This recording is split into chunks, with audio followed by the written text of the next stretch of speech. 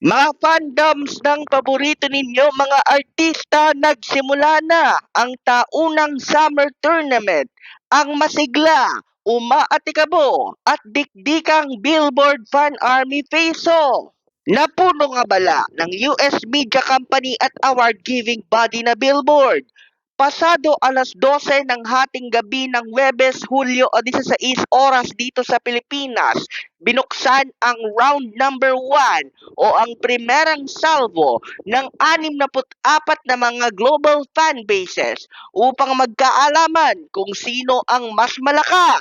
Ilan sa mga tanyag na global fan bases na magkakaharap-harap ngayong taong ito ang mga K-pop bases gaya ng sa ENHYPEN, aespa, Blackpink at Twice, bukod pa ang mga globally famous gaya ni na Taylor Swift, Olivia Rodrigo at Sabrina Carpenter.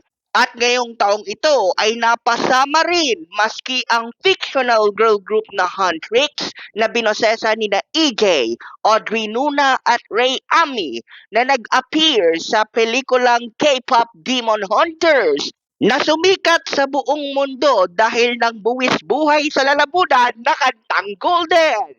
Pero higit sa lahat, isang fanbase ang kumakatawan din para sa Pilipinas at yan ay ang SB19 sa pamamagitan ng 18. Ngayon taong ding ito ay napasali rin ang mga Blooms o mga kaanib naman ng Nations Girl Group na BINI.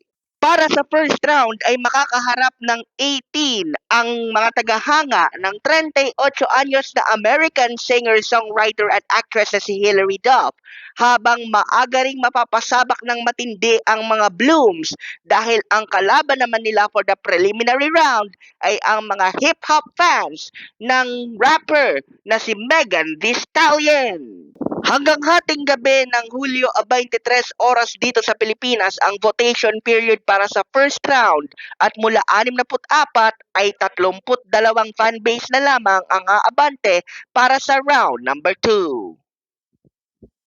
Target ng mga SB19 fans o 18 ngayong 2026 ang makasaysayang 4-peat o 4 na sunod-sunod na kampyonato pagkat sila ang 3-time defending champions ng Billboard Fan Army Face-Off magmula ng kanilang makuha ang unang kampyonato noong 2023.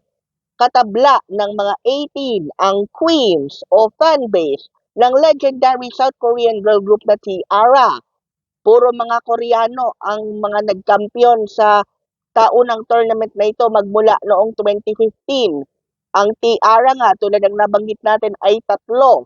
Dalawa ang mga ELPs ng Super Junior, isa ang VIPs ng Big Bang, at isa rin ang mga stays ng Stray Kids.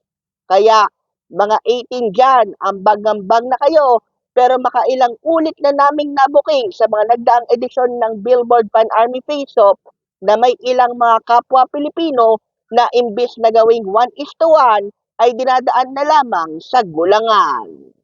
Yan, ang totoong balita mula sa Mabuhay Radio Japan Worldwide. Sa bawat oras, bawat himig, nananatili kaming walang takot, walang pinapaboran. Nagbabalita ng todong lakas sa larangan ng SB19. Ito ang Senbatsu Patrol number 2, Stephen Saraspe Perez.